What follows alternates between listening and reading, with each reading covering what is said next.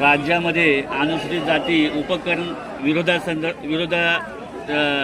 निमित्त आज मुंबई महाराष्ट्राची राजधानी या मुंबईच्या राजधानीमध्ये आझाद मैदान येथे उपवर्गीकरण विरोधामध्ये ज्या अनुसूचित जाती आहेत 59 जाती आहेत त्यामधल्या बऱ्याचशा जातींनी आज त्यांनी विरोध दर्शवलेला आहे।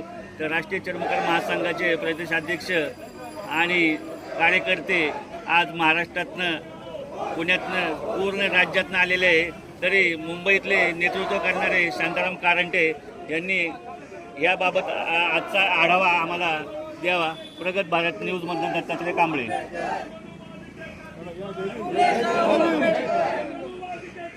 आवाज येतो नाही उरकू द्या ते चालू तुमचा आवाज मोठा आजचा आढावा द्या। 2024 साली 2 वर्षापूर्वी एक सुप्रीम कोर्टाने आदेश दिला होता। त्या आदेशाच्या अनुषंगाने जे न्यायमूर्ती आहेत माजी न्यायमूर्ती अनंत बदर साहेब त्यांनी अहवाल दिला 1 ऑगस्ट 2026ला।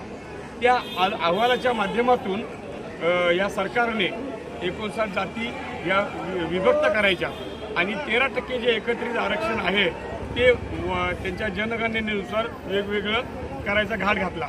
परंतु त्याच्यामध्ये असं आहे की अनंत बदर साहेबांचा अहवाल प्रकाशित केला नाही आणि हरकती मागवल्या। जर हरकती मागवायचं काम करता तर आम्हाला अहवाल दाखवला का नाही, पहिली गोष्ट। दुसरी गोष्ट म्हणजे तुम्ही जनगणना केली नाही।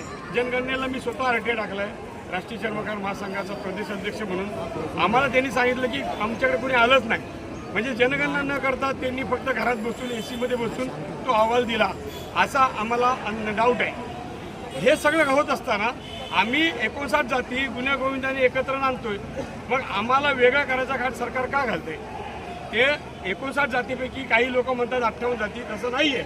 मातंग समाज सुद्धा आमच्यासोबत आहे। मातंग समाजामधील 2% लोक जे राजकीय हव्यासापोटी त्यांच्यासोबत गेलेत ते असं दाखवतात की आम्ही मातंग समाज आहोत, पण मातंग समाज नाही आहे। 98% मातंग समाज हा आमच्यासोबत आहे। तुम्हाला आज सुद्धा आमच्या स्टेजवर मातंग समाजाचे मोठे मोठे नेते भेटतील, त्यांची भाषणं तुम्ही ऐका।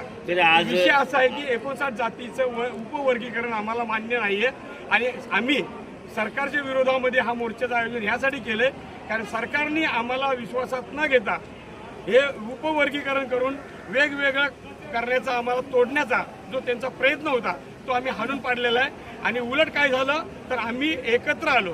पूर्वी जय भीम जय रविदास एकत्र दिसत नव्हते असं लोक म्हणायचे, आम्ही आत्म्याने होतो, पण आजपासून आम्ही मरेपर्यंत जय भीम जय रविदास हा कायम एकत्र असणार आहे। महाराष्ट्रामध्ये बौद्ध म्हणजे जय भीम बोलतात, परंतु महाराष्ट्र सोडला तर इतर पूर्ण देशामध्ये चर्मकार समाज आहे जो जय भीम बोलतो आणि बाबासाहेब आंबेडकरांना मानतो। पण या लोकांना माहीत नसतं, ते लोकांना माहीत व्हावं आणि त्या